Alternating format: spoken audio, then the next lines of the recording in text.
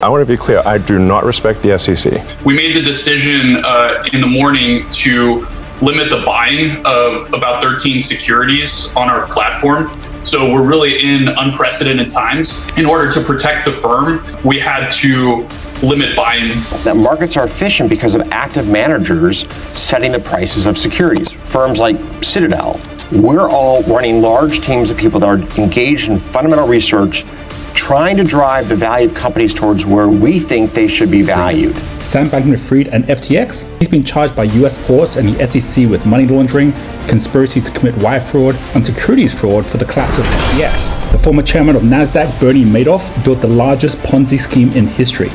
Over 4 decades, he faked records of annual gains to investors who thought he was investing their funds, when in fact, he was just using new investor capital to pay off older investors. But the synthetic shorting and naked shorting, which is illegal, market maker can execute naked shorts insofar as they're facilitating a trade. The regulators are looking at that now as to whether or not there was this naked shorting by the market makers on behalf of the hedge funds in order to facilitate the shorts, and I think they're going to uncover that there were some issues there. But the penalty for naked shorting is really not significant enough to stop it. Citadel and Goldman and all of the players get fined constantly for doing this. Hedge funds and other Wall Street firms have teams of analysts working together to compile research and analyze shares of companies. Individual investors do not have those resources. I basically would like to ask the SEC why they didn't act on the morning of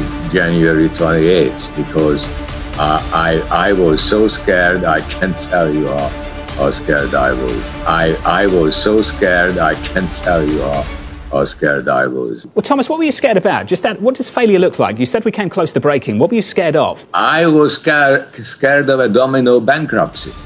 I tell you, the rules require the long brokers to go into the market and buy the shares at whatever price. So that drove the shares up to $480, and then suddenly it didn't go further, but it could have gone further.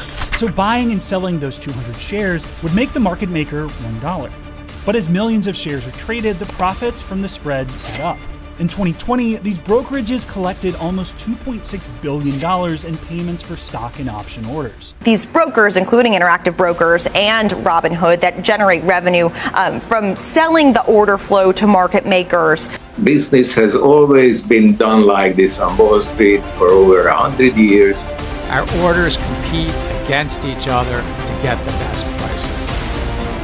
But if the order instead is routed to a wholesaler that has agreed to pay for it, the order is not going to an exchange and is not necessarily receiving the benefit of that broader competition. As you mentioned about commission or zero commission does not mean it's free. It does have some cost inside. Some brokers have payment for order flow. Disclosure alone, by enhancing the disclosure around payment for order flow, really will address it. United Kingdom, Canada, Australia, all have banned payment for order flow. I know we have different markets, different systems.